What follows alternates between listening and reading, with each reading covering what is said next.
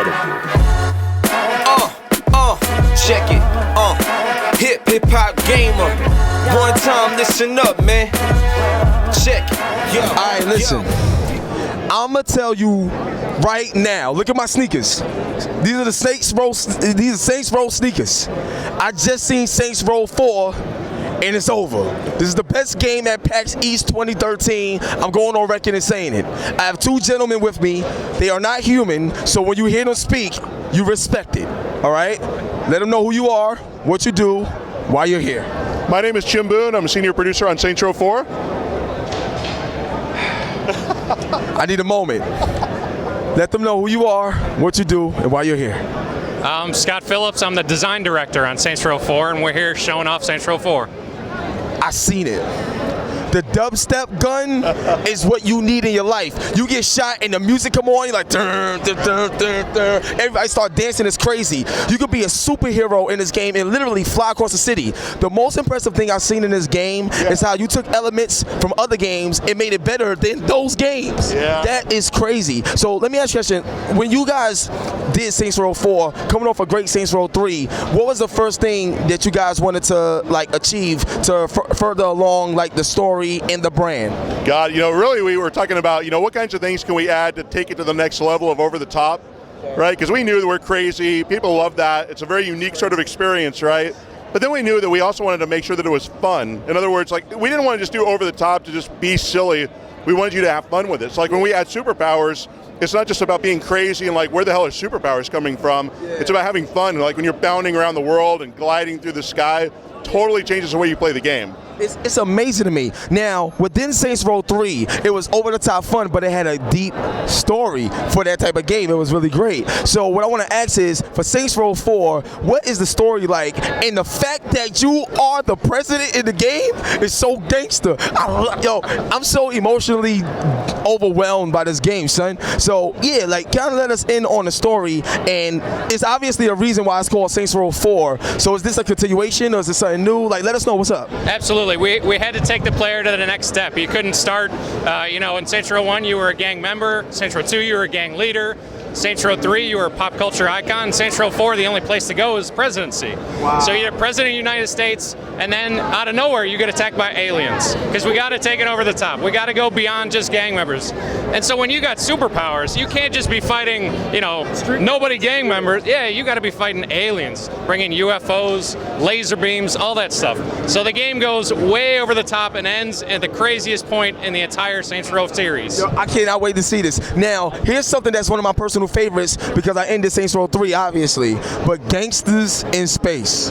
Listen, will we see anything dealing with that topic, that situation in Saints Row 4? Is there an Easter egg? Is there something DLC-wise? We love that, and at the end of the game, I was like, oh, get the hell, they were serious? So I would love to see something relating to that in Saints Row 4. Is that something we can expect?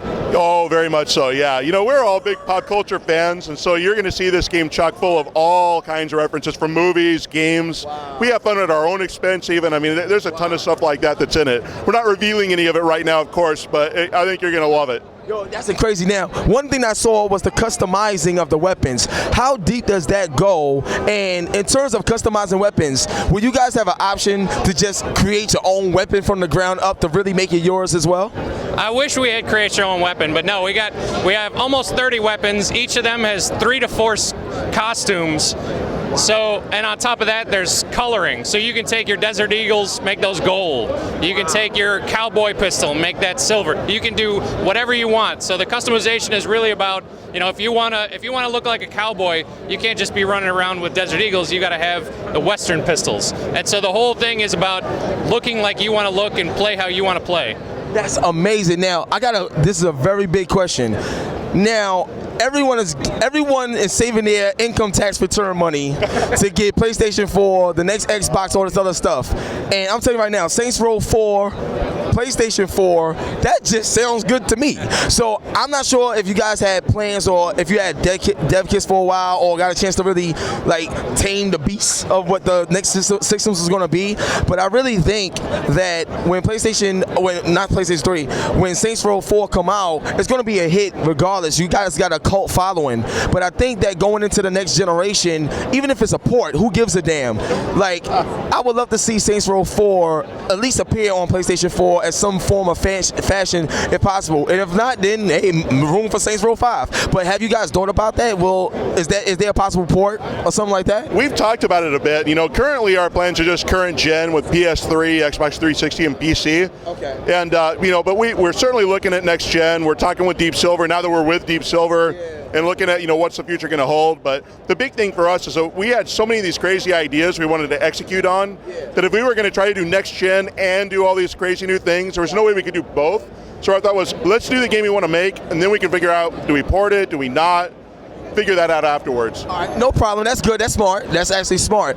Now, working with Deep Silver and like them being such a great publisher for you guys, and just the whole transition of everything. Like as a developer, as a gamer, as just a lover of the industry, like how has the transition been, and where does it go from here now that you reestablished? Well, it's been great. You know, we came in, we didn't know too much about Deep Silver, but within the first 2 days, the CEO came, talked to us, talked to the entire studio for hours.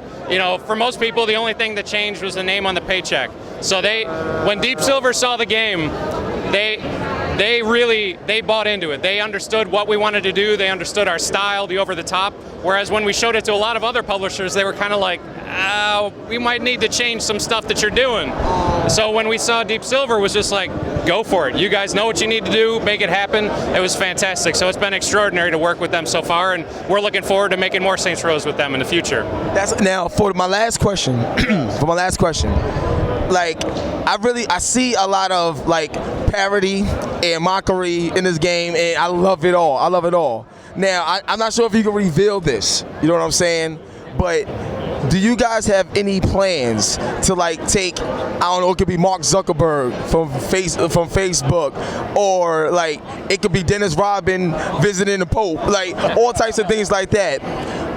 Because of the nature that we're in this generation with DLC and extending the game, do you guys look at what's going on in real life and try to recreate it and make it funny? And if so, what's on your mind to extend Saints Row 4 even post-release?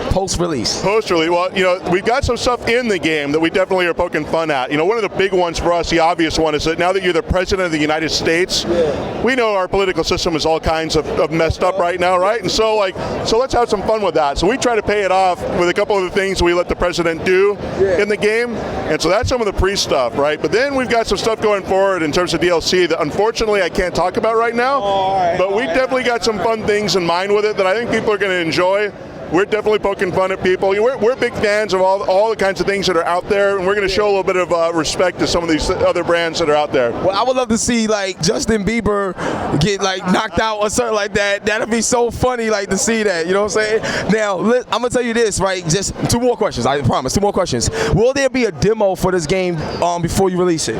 There'll probably be the character customization demo like we did for Saints Row the Third, but we're probably not going to do a full demo. What we found in the past is that, you know, open world games work best when you spend a lot of time with it. So that short little demo, it doesn't get the whole feeling of the game. So we really want people to get the full flavor of the game. All right, and the last question is, what is your focus towards multiplayer and bringing all this energy together? Because honestly, everything that I've seen so far, I could see a league of people. Real talk? Yeah. I could see this being an esports MLG game, and the reason why it'll be successful is because it's so different. It's not being the norm, and I could see like multiplayer people making your own character. I could see it. It'll be so huge. Have you guys thought about taking it to that level? And from a multiplayer standpoint, what is your focus? You know, we would love to do a multiplayer in that way, but our focus has mostly been on co-op play. Because you can do co-op through the entire campaign, all the activities, everything you can do with a friend. And so, but it takes so much work for us to be able to do co-op. and to get everything to work right. So even though we've had co-op in the past, our ability for the designers to go through every single mission and meticulously build it so that it works well with one person or with two people, it takes way too much work for that. But so we are adding some new things though for co-op. Like we've added a new mode called Death Tag with it. So imagine you and I are playing. Game gives you a random superpowered ability, and then we go at it, and we got to get scored based on that mode. What? It's pretty cool. So you'll still get a little bit of competitiveness with it, but it's reduced to you and your buddy. That's amazing. So look, all right, so we wrapping it up. I just want to thank you guys so much for your hard work. It is my honor to be next to you. All right, seriously. So you guys is going to be successful. When can we expect the game to come out? It's August 20th on Xbox 360, PlayStation 3, and PC. I can't.